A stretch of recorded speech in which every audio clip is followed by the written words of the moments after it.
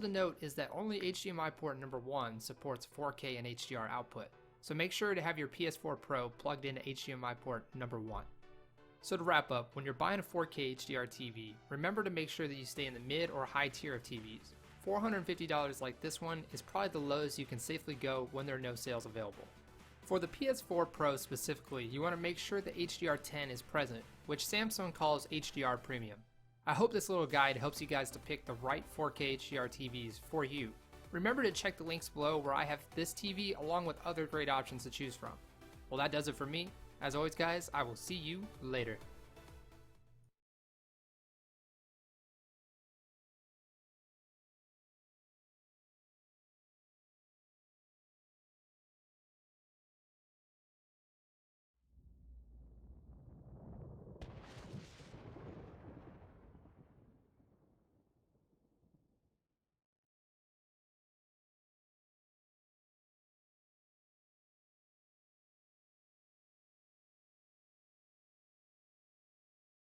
Let's give it a spin. Faizan, come! I need you! The gate You stupid come! I need you for 10 something! seconds. Yeah, wait, I'm coming. 5, 4, 3, 2, 1. Let the What do you need battle me begin. for? It's something real quick. It's about, a TV. You want That's a my jam. 4K TV? 5K TV? I don't know. I'll show you. Come. Yes, come. Dada, come. What does my friend even want me to do? Oh.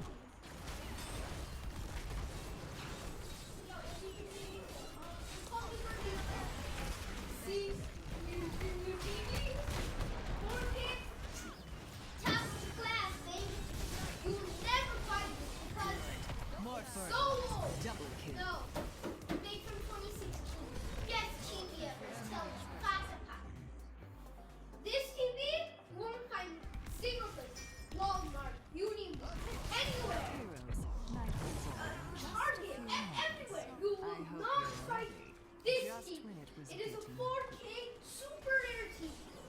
You know why it's rare? It was made 40 years ago. Now, I don't know. It was made in 2002 or 19. It was made in the 90s, I think. That's how rare this TV is. We could sell it for about, like, what? $100,000 just for this piece of baby. You won't find it anywhere. See this? Best satellite ever. Do anything on it. You have a Wii, play with a Wii. PS4, anything. Best thing ever. Watch this. It's supposed to turn on. Wait. Wait. Turn on. Oh, never mind. I have the most cleanest remote ever. But it doesn't have anything. So look. That's how you turn it on. Are you gonna turn on, you stupid TV? Never. I didn't say it's a stupid TV. I said it's the best TV ever. 1,000,000%. Best TV ever. You can't find this anywhere. So Faizan, be respectful for this TV. Best TV. Be happy on your friend, stupid. I like this. Let me go kill myself. What stupid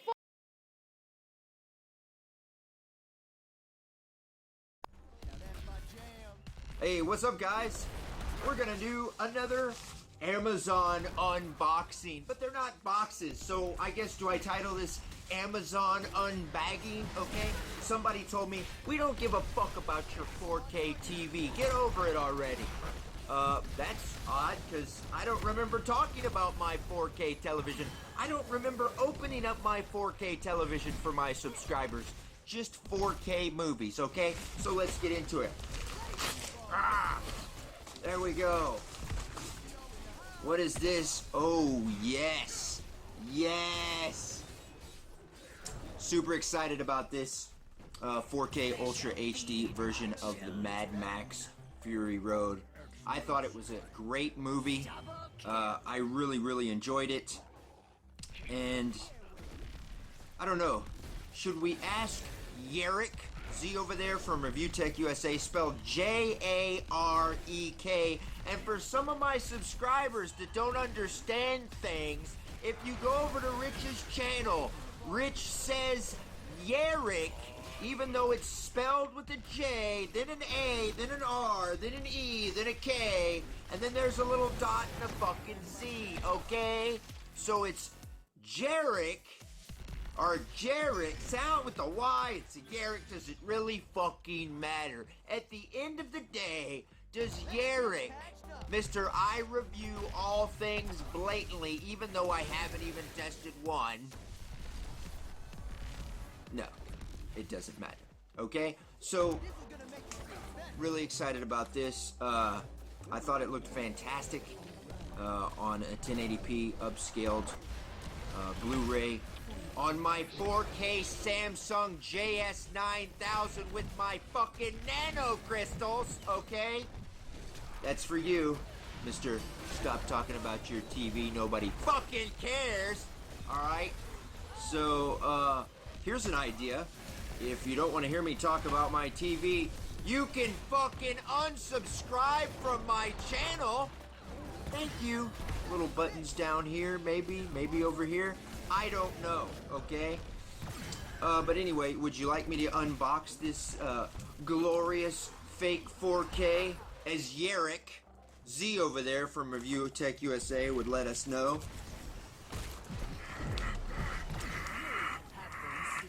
Okay, that doesn't work, alright? So anyway, while I fiddle with this, trying to get it open, this shrink wrap is like freaking good lord. Let's take it from the top. There, we did it. I couldn't even open shrink wrap. God, I'm a weakling. Here is the inside. Oh, look, there's a digital copy. I'll keep that for one of my subscribers.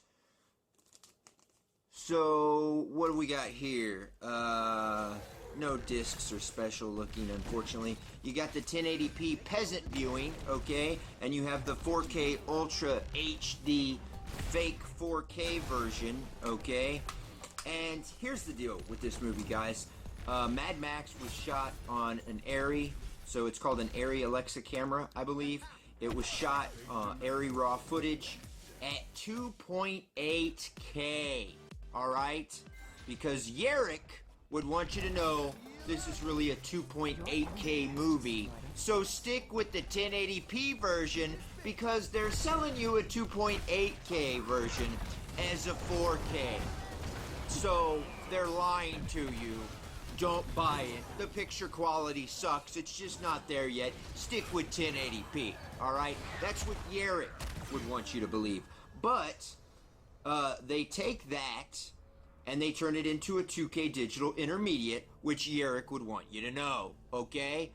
But what Yarek doesn't bother to tell you in his blatant fucking review over there on BestBuy.com, where he's reviewing all 4K as mainly 2K digital intermediates, he doesn't bother to tell you that some are shot at 3.2K and give you any information about HDR. So, with that said, digital intermediate 2K, that's what this was turned into.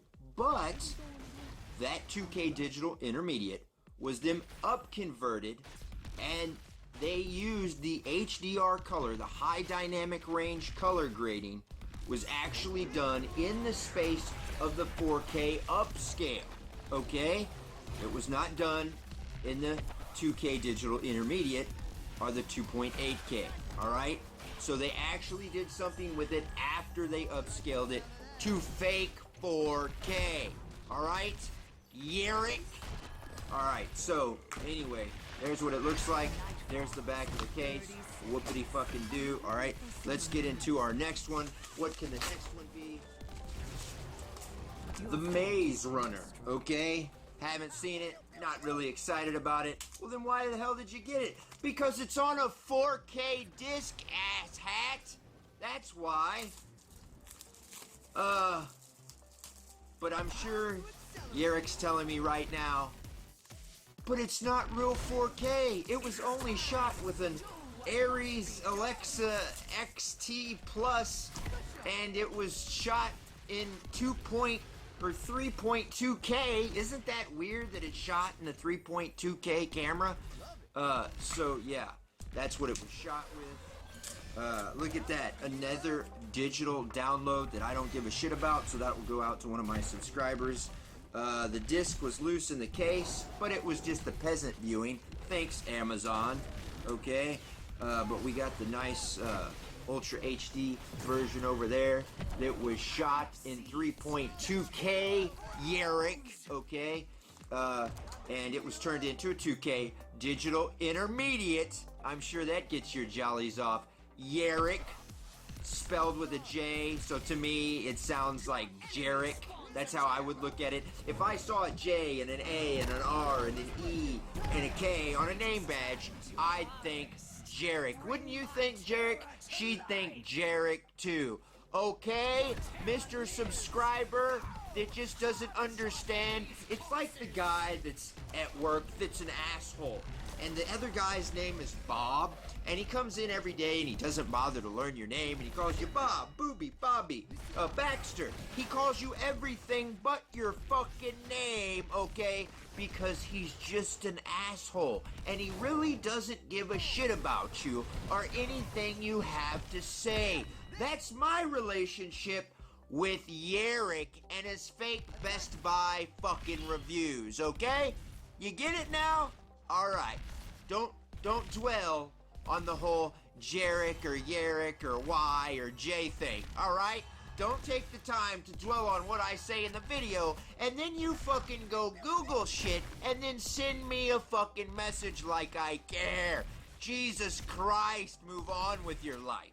Alright, so we got the Maze Runner here, and it was shot with a 3.2K area Lexus, blah bitty blah blah fucking blah nerd information, and they went in and made it into a 2K digital media intermediate. But here is what Yarrick, who's running his mouth on fucking Review Tech USA and running his mouth in the Best Buy comment section, here's what he doesn't fucking know and hasn't bothered to tell anybody on his fake ass reviews or over there on the Review Tech USA video. As he shits on all 4K because it must be all fucking 2K digital intermediates, here's what's not known about this movie.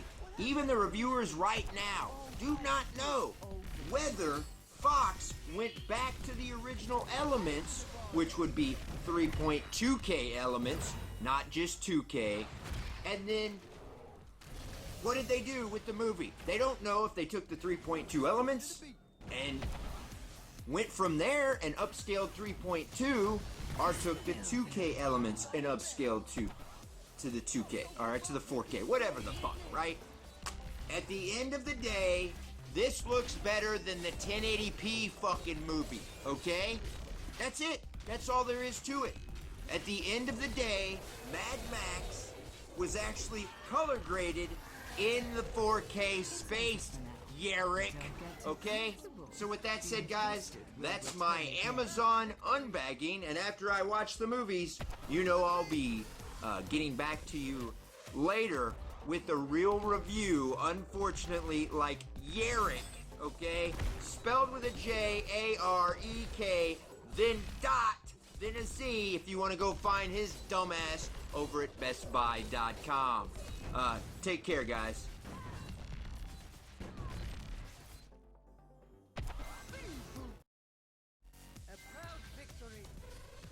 Hey, what's up, guys? We're gonna do another Amazon unboxing, but they're not boxes, so I guess do I title this Amazon unbagging? Okay, somebody told me we don't give a fuck about your 4K TV, get over it already. That's odd, because I don't remember talking about my 4K television. I don't Ignoring the abortion that was stereoscopic 3D Blu-ray, the entertainment industry pushes a revolutionary new media format down our throats with promises that it will completely change the way we enjoy our movies. about once every 10 years. But while DVD promised very mainstream benefits over VHS, in addition to better image quality, more convenient storage, increased longevity, and no rewinding, Blu-ray's adoption has been challenged at every stage, from HD DVD and the less obvious image quality benefits versus DVD on the average viewer's TV in the early days, to the cost and convenience advantages of online streaming today. So does 4K Blu-ray offer up an obvious enough benefit to bring online streaming aficionados back to physical media? Or, failing that, is it at least enough to prompt enthusiasts to upgrade? Let's talk about that.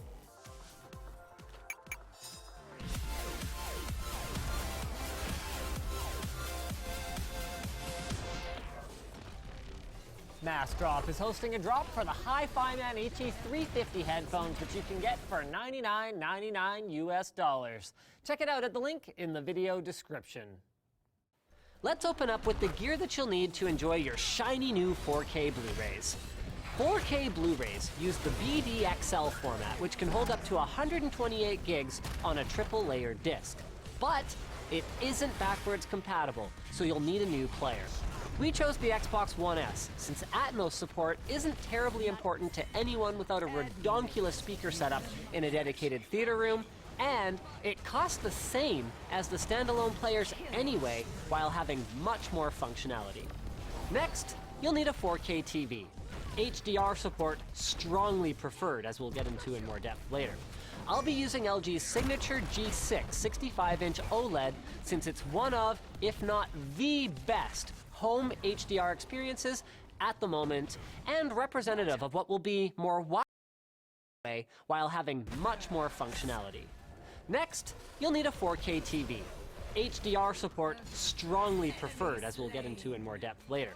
I'll be using LG's signature G6 65-inch OLED, since it's one of, if not the best, home HDR experiences at the moment, and representative of what will be more widely available in the year or two to come. After that, you will need more expensive 4K Blu-ray discs. We chose these movies because we wanted to experience many of the different types of original formats that could be converted to 4K Blu-ray. And finally, you'll need the as-yet uncracked HDCP 2.2 support at every link in your data chain, which usually means a special port or two on the back of your receiver and TV, plus some faffing about, since from my experience, it is buggy as heck at the moment. I actually ended up taking my receiver out of the mix halfway through our session because it just stopped handshaking with the Xbox One S. Now let's talk about the test. Our resident cinema dork Brandon and I shut the blinds and chained ourselves to my couch for the better part of a day, doing everything from watching longer, uninterrupted chunks of the films to pausing as close to the same frames as we could and pixel peeping. At least that's what we did once we finished bickering over what settings to use on the TV. For HDR, it was simple, since all the normal picture profile modes are replaced with 3 HDR ones. We just turned off obvious nonsense like clear motion and edge enhancement and set it to HDR for a dark room. But for our standard Blu-ray comparison system, a PC playing lossless MKV rips over the network in MPCHC, we eventually settled on the ISF Expert Dark Mode with neutral color temperature, all those enhancements off, and either standard or wide color gamut depending on the film. More on that later. First up, the Lego Movie. The first Blu-ray HDR experience for either of us. Since this was our first crack at A/B evaluation, we ended up trying to tune the non-HDR image in TV quite a bit to get the most fair comparison. This was one movie where wide color gamut got Blu-ray close to the vibrancy of HDR without looking like Best Buy TV syndrome. But what our compensations lacked was subtlety. In this scene, the HDR version looks like a bluish shadow on a gray street. The Blu-ray looks like a blue street. As for the 4K upsampling, there is a difference in wide shots with distant text or objects, but from a normal viewing distance, I would describe it as not a huge deal. Next up, Sicario. We found our wide gamut setting was overpowering in this film and went back to normal. In this night scene, the higher bitrate and increased color depth give the sky a more natural, less banded appearance. And in this one, the parking lot of the bar's darkness and the brightness of the lights make the bar seem like a beacon or an oasis, more than just a building. HDR had a true emotional impact. Moving indoors again, the difference is there in the vibrancy of the sign on the character's right as she walks in, and in the lighting on our character's face as she sits at the bar. In the Blu-ray version, it looks like there's a light shining on her face. In HDR, she is clearly lit in multiple colors from multiple different sources, just like she would be if she was sitting in a bar. The Revenant was a funny one for us. As a movie that was mostly shot in natural light at native 4K, we were expecting to be blown away. And we did get a difference. I mean, look at the difference in color in the burned church scene here between Blu-ray and 4K Blu-ray. But we also observed that we could compensate for a lot of that difference by shifting the tint of the TV to -23. And in the bear scene, we saw the same thing again, leading us to agree on a couple of things. One, that 4K resolution on the disc itself had a negligible impact to the viewing experience, and that HDR didn't affect the appearance of the lighting nearly as much as we'd expected. It wasn't until a firelit scene that our tint hack was defeated and the HDR version flexed its range muscles. But even then, while the teal cast of the first two scenes may have been closer to the director's vision, the more blue-like appearance, unlike in Sicario, didn't affect the emotional impact of the scene. Though to be clear, this isn't so much a criticism of the HDR master as much as it is praise for the Blu-ray master. The 4K version of The Amazing Spider-Man 2 is, simply put, a disappointment. In side-by-side comparisons, sure, the cop cars are a little whiter and the shadows are a little deeper. But for a 35mm film to 4K digital scan, I was expecting more than just more accurate representation of the filmic look. We both were. Amazing Spider-Man 2 was easily the low point of our HDR day. Which is okay, because our last title, Life of Pi, made us immediately forget about it. Holy actual balls. This movie looks like the difference between a competent, if unexceptional, color grading job and turning the TV into a window into a completely different reality in my living room. The visual difference, once again, isn't in the increased resolution, which makes sense since it's upsampled from a 2K master, but rather from the incredible difference in the way the scene's lighting looks. Cloth, shadows, skin tones. This is the first movie that's made me sit up and go, wow. Now that I've seen the HDR version, I have no desire whatsoever to settle for the Blu-ray. Words don't do it justice. It's absolutely beautiful. Which leads us pretty well into the conclusion, which is a little complicated. First, the good.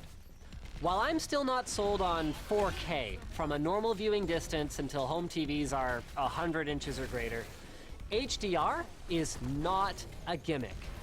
No amount of tooling around with your TV's menu can simulate its effects across an entire film. And we did try my TV's Phaco simulated HDR mode. And done right, it dramatically improves the movie viewing experience. And I'll be surprised if streaming HDR can compete with 4K Blu-ray HDR, since traditional Blu-ray already blows streaming out of the water in terms of color depth, though I'd love to be proven wrong here. Second up, some big problems. So first, the increased cost versus the benefit is the highest we've ever seen, with only AV nerds and movie buffs likely to be able to tell the difference without a side-by-side comparison. Sorry to all of you guys, but most of the world doesn't calibrate their TV and uses the built-in speakers. And second, if we're being honest, it's not actually here yet. There's always that transition period, every time, where we have a new standard, where the hardware is like sort of there, and the standards are like sort of there, but the content needs time to catch up. And in this case, even the content that does exist, well, frankly, most of it doesn't benefit from it in the way that content a year or two from now will. So for now then, I'd say the money is better spent on almost anything else. Calibrating your existing TV, buying literally twice as many movies, or even a comfier couch. I do plan to invest in it eventually, when more than, 1 out of 5 discs that I buy feel like I really got my money's worth. But I will also be waiting for HDCP 2.2 to be cracked so that I'm not paying extra for the privilege of putting physical media into a slot instead of streaming everything off of my NAS. TunnelBear is the simple VPN app that makes it easy to browse privately and enjoy a more open internet. Whatever products it is that you want to buy on Amazon or anywhere else. Yes, my friends, TunnelBear makes it so the services and websites that you use cannot see your IP address or where you're from. As soon as you turn TunnelBear on, it encrypts your connection and lets you tunnel through a different country altogether. TunnelBear has a top-rated privacy policy and does not log your activity, and you can try it for free with 500 megabytes of data with no credit card required. Then, if you choose to get a year of unlimited data, you can save 10% by going to tunnelbear.com/LTT. All right, so thanks for watching, guys. If this video sucked, you know what to do. But if it was awesome, get subscribed, hit that like button, or check out the link to where to buy the stuff we featured at Amazon in the video description. Also linked in the description is our merch store, which has cool shirts like this one, and our community forum, which you should totally join. Now that you're done doing all that stuff, you're probably wondering what to watch next, so click that little button and check out our latest video over on Channel Superfund. How?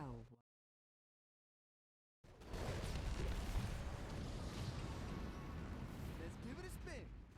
Audio back.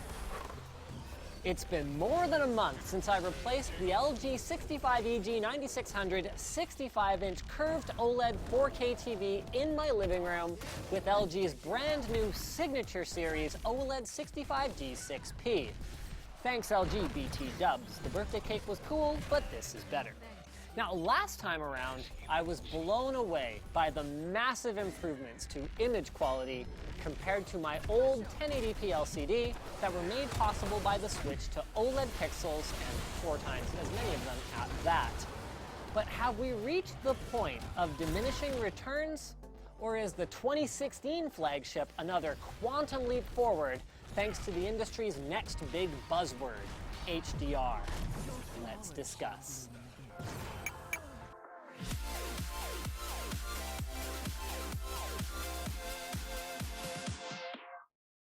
Corsair boasts unrivaled comfort and universal compatibility on its Void Surround headset, featuring a genuine Dolby 7.1 headphone USB adapter. Check out the link in the video description to learn more. The G6, as I'll be calling it for the rest of the review because it's fly, is gorgeous in ways that I've always been able to appreciate, like the way the organic light-emitting diodes, the OLEDs, are so close to the surface of their glass backing that they almost seem to be floating there, dramatically improving resistance to glare and viewing angles to new ways. I mean, it's funny how your perspective changes over time. There was a point in my life, not long ago, mind you, that a display, a monitor or a TV, was all about the panel. It could be in a cardboard box housing for all I cared, as long as the image quality was the best that I could get for as few dollars as possible. And yet, now that I'm older, I find it A, easier to appreciate the value of a beautifully designed enclosure for my TV because I view it as a piece of furniture as much as a window to my Netflix fix, and B, easier to justify the price increase that comes with better industrial design because of how much the pieces surrounding it manage to cost without having a TV inside them. And people judge you if your stuff sucks. Being an adult is kind of a bummer. Unless you have the sexiest toys on the block though, right? The first thing I was blown away by with the G6 was its thinness. Feels like we're saying this every year, doesn't it? But this time it's different. The protective piece of cardboard in the box is almost the same thickness as the entire display assembly. At least that is until you get down to the somewhat blocky integrated soundbar, power supply, and video input box stand thing at the bottom. I mean, let's face it, putting all that stuff down there, then calling your display 2.57 millimeters thick is a bit of a hack, isn't it? Though this does raise the question, do I care if they hack? Whether it's Samsung's One Connect or LG's bulky power input base, everyone is pulling stuff out of the TV now because it no longer physically fits in order for them to hit new thinness targets. But I just don't care. But if I don't care about that, and likely neither do you, did I care about the rest of it being thinner in the first place? What kind of TV could they make if they didn't stress out about that? I'll probably never know, so I'll just have to live with LG's approach, which isn't terrible, since they did a lot of things right, including using their hack to have the integrated Harman Kardon co-branded speaker bar fired directly at the listener instead of downward. The next thing they did right is the image quality. I still lack an HDR-capable pattern generator to measure this stuff exactly, so for now, all I can really do is put it in the words of my wife, with whom I did blind A/B testing between an SDR and an HDR master of Sony's camping demo clip. My first instinct is this one looks better, referring to the HDR one. It feels like I can see more detail even though the scene seems darker. The colors look almost more vibrant. And that's HDR in a nutshell. It took me a while to wrap my brain around this, but it doesn't manifest so much as a difference in color